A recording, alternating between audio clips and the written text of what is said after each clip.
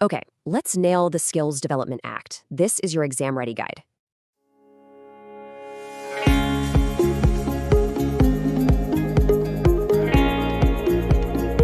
So, how does an entire country get a skills upgrade?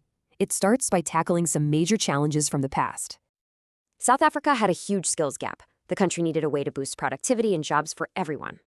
The government's answer was the Skills Development Act, or SDA, a real game changer for businesses.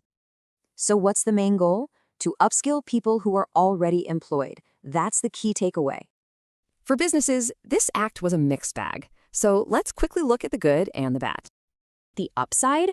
You get a more skilled, more productive workforce, and that makes you way more competitive. The negatives, though? A mountain of paperwork and production can take a hit during training hours. The number you absolutely have to remember for your exam? 1%. That's the levy on a company's payroll. So what do you actually have to do to comply? It breaks down into these 4 key steps.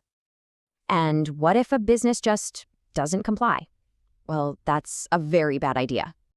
You could lose grants, get hit with huge fines, and in the worst case, your business gets shut down. So who's running the show? This is where the SETAs come in. Let's break down what they do. These are the SETAs.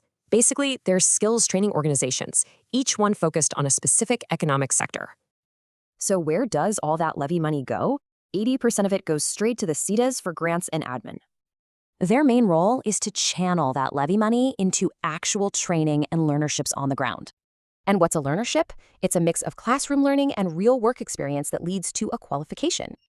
Okay, let's zoom out. The ACT and the SATs are all part of a much bigger national strategy. The whole point is to build one big, cohesive system for skills development across the entire country. At the end of the day, it's about using skills to boost the economy and reduce poverty. So this strategy has to keep evolving.